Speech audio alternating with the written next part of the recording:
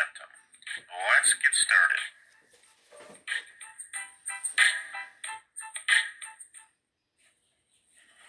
In this episode, I will be discussing key takeaways in the marketplace for the week ending January 24th, 2020. Virtually all stock market and commodity indexes around the world declined last week. There was a flight to safety as safe haven utilities, government bonds, and precious metals were about the only asset classes to rise for the week. Two significant and troubling things happened last week. The first was a large rise in the VIX, also known as the fear gauge. The second was a large drop in the Baltic Dry Index. The CBOE Volatility Index, or VIX, was up 20.33% for the week and was by far the largest increase in any asset class for the week.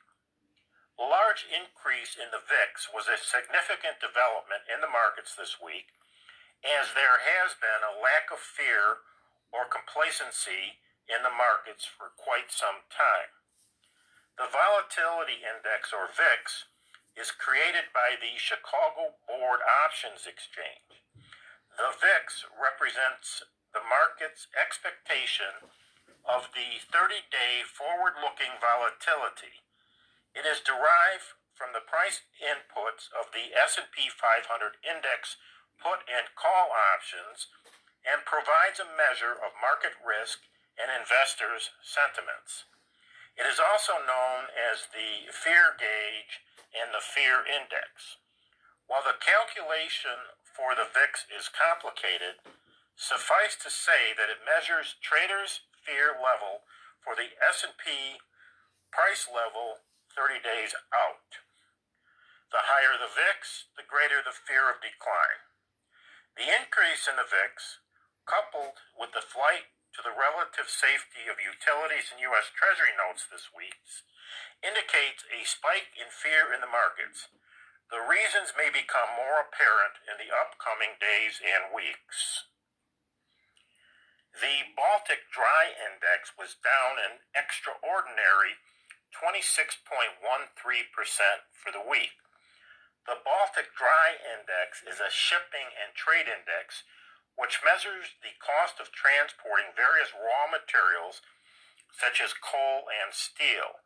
Recent reports suggest that container shipments may drop for the first time in a decade as global economic activity slows.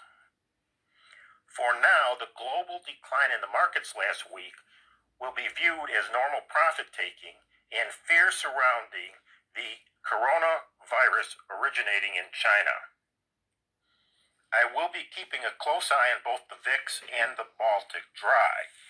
The other thing I'm watching closely is the 5-year, 10-year U.S. Treasury yield curve. If the yield curve inverts and shorter-term interest rates move higher than longer-term interest rates, alarm bells will start ringing. An inverted yield curve is usually a sign of an upcoming recession. Thank you, and please stay tuned for more upcoming reports. Be sure to visit my website to subscribe and ask for a free copy of the Bull Valley Advisors Stock Market Newsletter. My website is www.bullvalleyadvisors.com. That's www.bullvalleyadvisors.com. You can also listen to my podcast at anchor.fm/Len-Martinez-PhD-CPA. That's anchor.fm/Len-Martinez-PhD-CPA. Thank you.